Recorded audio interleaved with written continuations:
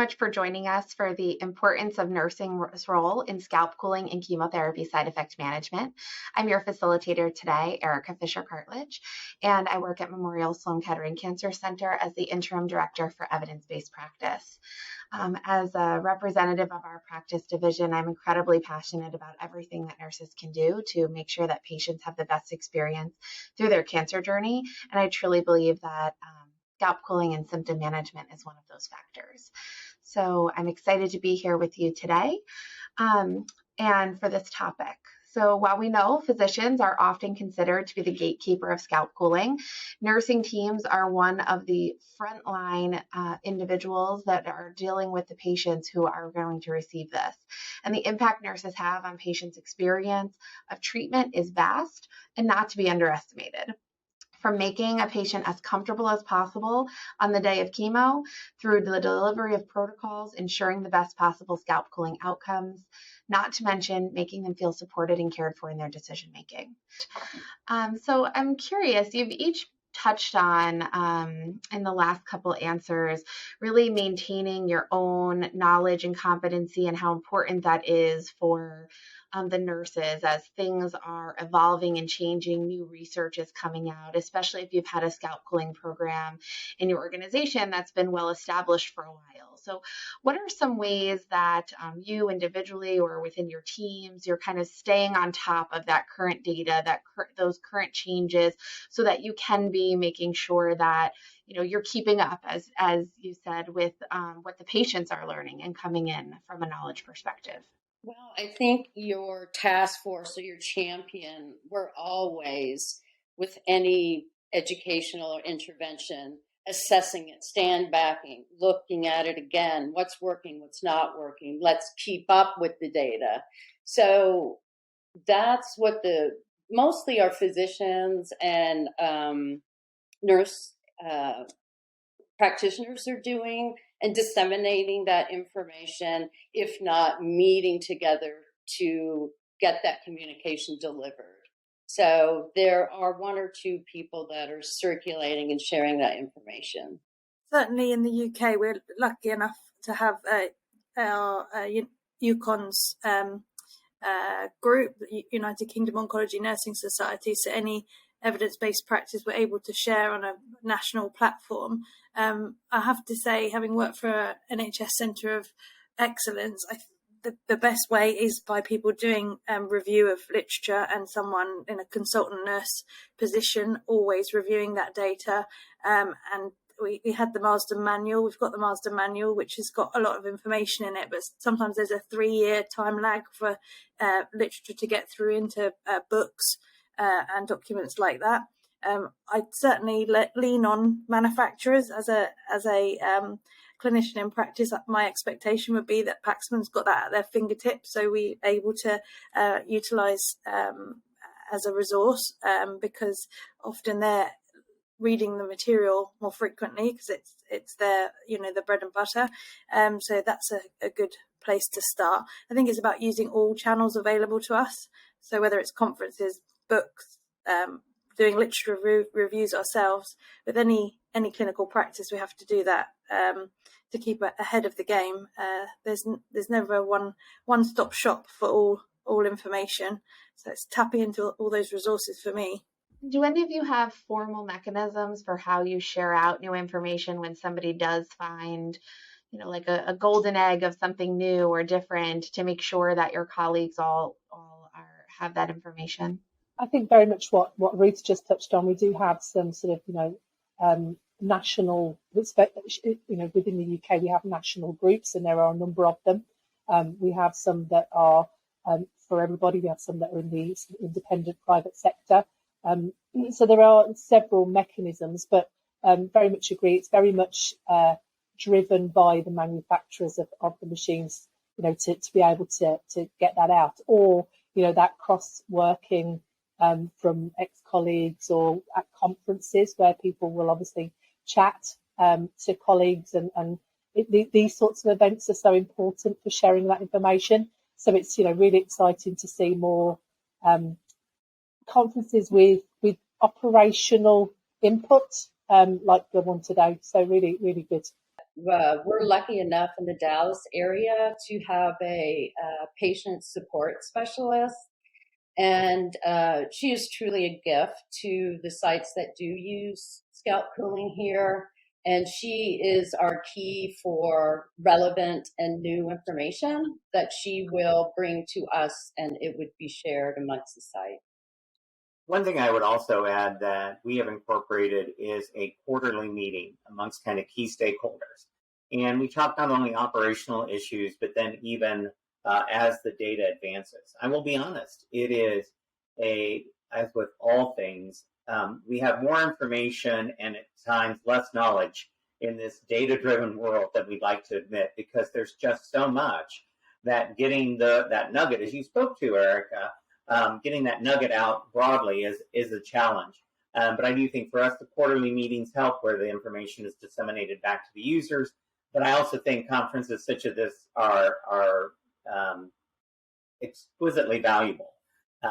Supportive care interventions, while the focus of a couple of conferences really don't necessarily get the airtime that they could probably use. And then I think the other thing being, as there's more and more of an opportunity to incorporate things into clinical practice guidelines. In the United States here, the NCCN guidelines, if it makes it there, then that's kind of your go-to reference, especially as you get practitioners that treat multiple tumor types. And so I think that also becomes an opportunity. Hey, thank you.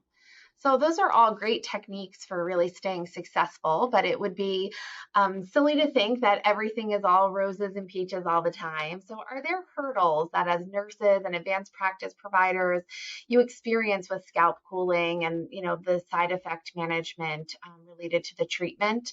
I think one of the biggest, hurdles is the maybe misconception that it doesn't work, or, people within the healthcare community not supporting it.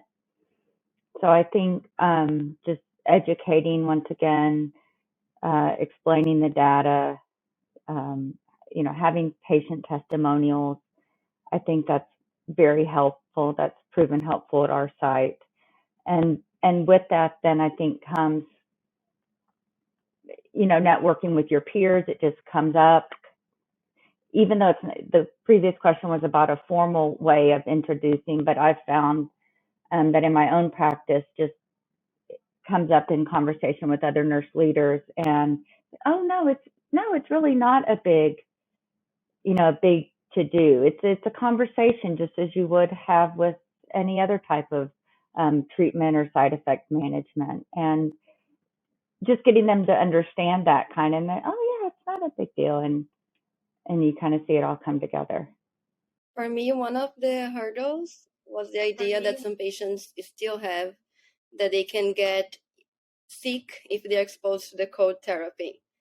We know that there's nothing scientifically proved that the patients can get a flu or a throat inflammation because they're exposed to cold, but this is still a social idea that they keep in mind. So with some patients, they really were afraid of getting flu because they were exposed to the cryotherapy. And the most we tried to explain for them that there was no link, they don't need to worry about it. They were still blaming the scalp cooling for being with any flu or throat inflammation. So it was a hard idea to break as a nurse. I think obviously one of the issues in terms of hurdles, if you like, is obviously tolerability. And that's, you just don't know who's going to tolerate and who isn't really. But again, it comes down to that. We discussed there, educating patients, getting them prepped, taking the time to get them everything they need to be as successful as they can be, but it's not for everybody. Obviously, I work in the independent sector where we do have the time with patients, and I can only talk for my experience when I worked in the NHS, but a big hurdle is the time frame in very busy infusion units where the turnover is huge. That is that's an issue for sites to be able to manage that elongated exposure time for a chair for that patient. So that has its issues, but I think most sites manage that well in different ways. But yeah, from a tolerability point of view, you can get them through that first sort of 15 minutes wrapped up and warm. Generally, I think that's the biggest hurdle that sort of I've experienced. It's very much a nurse-led experience now. I think when I first started doing scalp cooling, some time ago, we had some consultants that oncologists that were not very for it. I think that was prior to a lot of the research coming out, the concerns around, metastatic disease. But that's now obviously, changed. But I think there are still a few consultants that are out there who are not advocates for scalp cooling. So that's still a hurdle. But, our nurses generally are the patient advocate, and will make sure that the consultant understands that, this needs to happen. So I think the hurdles are getting smaller because we know how to manage them better. I'd just link into that and say, echo the same point, but equally on the opposite side about capacity. So having worked in a busy infusion unit, the decisions about extending it to other protocols often are influenced by chair time, so that they hold back on the ability to offer the provision because of capacity, and they want more robust evidence. So then the other side of that is units that haven't got the throughput, where there isn't sufficient numbers to warrant the capital investment for the actual machine. So I've seen it on both sides. So not so many patients, so therefore we won't buy a machine, but equally we've got too many patients, so we can't extend it to other protocols. As you said, there's ways that people have overcome that with the dual cap systems. So just wanted to share, I've seen both of those two scenarios on the opposite side of the coin. And then the other barrier is, as you say, that is overcome by patients being educated. Those first 15 minutes are often most challenging, and if they can get past that, then they're usually home and dry in terms of tolerability.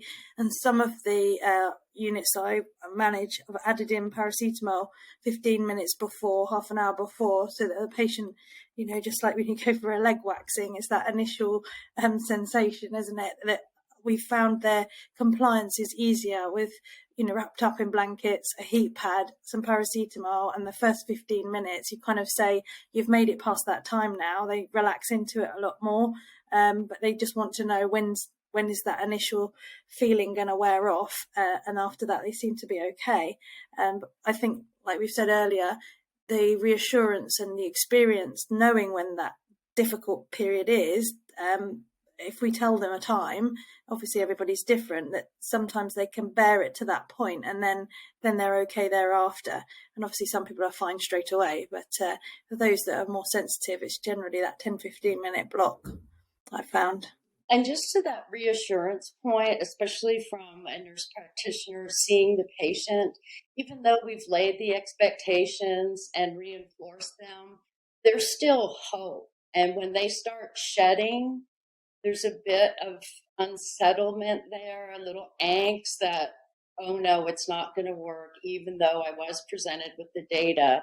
So the advanced practice nurses, and everyone who touches this patient really has to reassure them that the shedding is normal. Yes, it's going to happen. So again, it's a constant reinforcement at every stage, and having to know when it happens to them that your staff really knows how to handle it. And yes, in the beginning, they were big barriers, but I do agree with the panel that they're all getting a little smaller as we get better.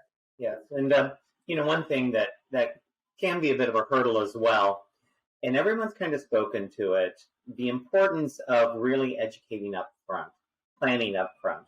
That when you talk about that initiation of chemotherapy, biotherapy, immunotherapy for treatment of malignancy, the shopping list of everything you have to cover, and the shopping list then that everything the patient kind of needs to get a crash course on and then go and execute logistics, it's a big list.